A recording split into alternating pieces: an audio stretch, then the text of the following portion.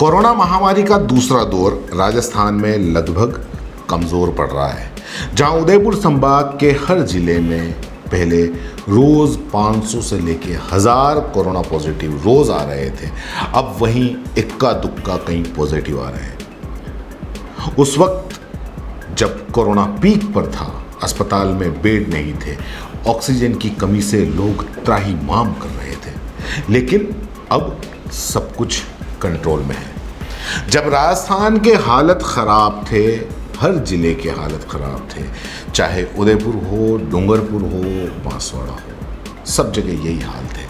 तब भी हम लगातार खबरों के माध्यम से आगाह किए जा रहे थे। और ऐसे वक्त में एक सवाल जो हमने बार बार उठाया था, और वो ये था कि इस वक्त जनप्रतिनिधि कहाँ हैं, चाहे वो किसी भी पार्टी के क्यों ना हो, वो कहाँ गायब हो गए।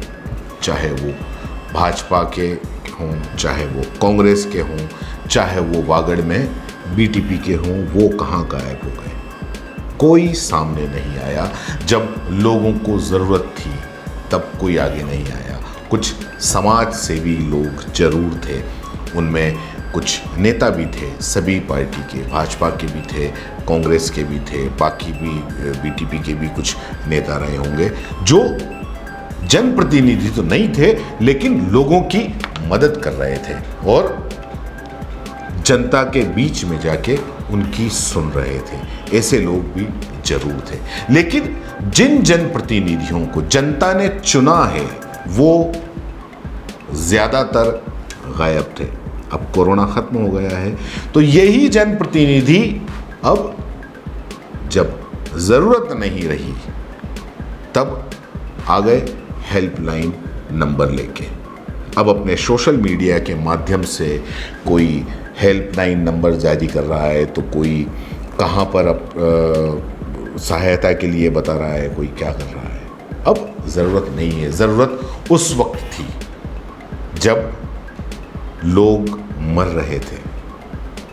अगर वागड़ की बात करें तो वागड़ में बीटीपी के 84 विधायक राजकुमार रोत, जिनका वागड़ में खासा प्रभाव है, खास करके युवा में काफ़ी वो चर्चित हैं। युवा, वहाँ के आदिवासी युवा उनको आइडियल नेता मानते हैं। वो भी जब कोरोना था तब गायब थे, और अब जब कोरोना ख़त्म हो गया है तो अपने सोशल मीडिया के माध्यम से नंबर जारी कर रहे हैं। राजकुमार रोत ने शुक्रवार की रात को ये नंबर जारी किए और ये लिखा कि कोरोना महामारी को देखते हुए क्षेत्र की जनता की सहायता हेतु हेल्पलाइन नंबर जारी किया जा रहा है। राजकुमार जी, आपको बता दूं कि कोरोना महामारी का जोर ख़त्म हो गया। ये तो नहीं कह सकते कि महामारी पूरी तरीके से ख़त्म हो गई है, लेकिन अब अगर डूंगरपुर की हम बात करें तो डूंगरपुर में मुश्किल से इक्का दुक्का पॉजिटिव आ रहे हैं। जहाँ पहले डूंगरपुर में ऑक्सीजन की, बेड की और आईसीयू तक की कमी थी, जिनकी कई खबरें हमने भी बताई, उस वक्त ज़रूरत थी। उस वक्त लोगों को, वहाँ के आदिवासी लोगों को ज़रूरत थी। आप जनप्रतिनिधि हैं, सवाल तो आपसे बनता है कि जब आपके क्षेत्र की जनता की हालत अस्पतालों में ख़राब थी, तब चाहे वो डूंगरपुर के जनरल अस्पताल की बात करें, कई अनियमितताएँ थी वहाँ पर, तब आपने अपना हेल्पलाइन नंबर क्यों चालू नहीं किया? उस वक्त आपको आगे आना चाहिए था। अब अपने फेसबुक और ट्विटर के माध्यम से हेल्पलाइन नंबर जारी कर रहे हैं, इसका अब कोई बहुत ज़्यादा औचित्य नहीं है। राजकुमार रोत द्वारा कोरोना की दूसरी वेव खत्म होने के बाद में हेल्पलाइन नंबर जब जारी करा तो जाहिर सी बात है कि विपक्ष के लोग भी काफ़ी सवाल उठाएंगे। और ऐसे में ही डूंगरपुर भाजपा के प्रभारी जिनेंद्र शास्त्री ने भी सवाल उठाए हैं। वो हम आगे आपको, उन्होंने क्या कहा वो हम आपको बता देंगे। हालांकि राजकुमार रोत इकलौते विधायक ऐसे नहीं हैं जो कोरोना महामारी के दौरान नज़र नहीं आए।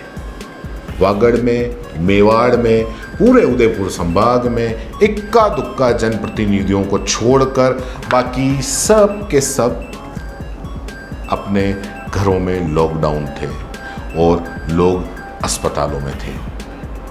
उदयपुर के भी कई जो जनप्रतिनिधि हैं, चाहे वो पार्षद ले लो, चाहे वो विधायक ले लो, वो गायब थे। हमारे उदयपुर के तो जो सांसद हैं उन्होंने तो यहाँ तक कह दिया था कि अभी मेरे मद में पैसा नहीं है, अभी मैं कुछ दे नहीं सकता, यहाँ तक कह दिया था। ये खबर भी हमने चलाई थी। उदयपुर के विधायक, चाहे वो गुलाब चंद कटारिया हों, चाहे वो फूल सिंह, ग्रामीण विधायक फूल सिंह मीणा हो, कई नज़र नहीं आए। इसके अलावा भी कांग्रेस के भी, चाहे इक्का दुक्का कोई पार्षद को छोड़ दो तो ठीक है, बाकी सब के सब गायब थे। शहर में तो फिर भी लोगों को कहीं ना कहीं इलाज मिल जाता है, लेकिन गांव से जुड़े हुए जनप्रतिनिधियों को अपनी जिम्मेदारी ऐसे वक्त में समझनी होगी, वो किसी भी पार्टी के क्यों न हो, क्योंकि गांव का खास करके गरीब आदमी, आदिवासी इलाकों से आने वाले ग्रामीण लोगों की हालतें इस कोरोना की दूसरी वेव में, इस कोरोना काल में दूसरी जो वेव आई थी उसमें कितनी ख़राब थी, ये उस वक्त जो वहाँ मौजूद थे, जो लोग सेवा में लगे हुए थे, वो ही जानते हैं। बेड नहीं थे, कुर्सियों पर बैठे हुए ऑक्सीजन चल रही है, ऑक्सीजन खत्म हो गई, कोई पूछने वाला नहीं है, कोई भर्ती करने वाला नहीं है। ये हाल थे इस महामारी में। अगर मौत हो जाती थी तो कोई उठाने वाला नहीं मिलता था, अगर एम्बुलेंस मिलती थी तो वहाँ तक पहुँचाने के लिए हज़ारों रुपये मांगे जाते थे। ऐसे वक्त उस गांव तक वो अपने परिजन को लेके कैसे पहुँचता वो एक गरीब आदिवासी।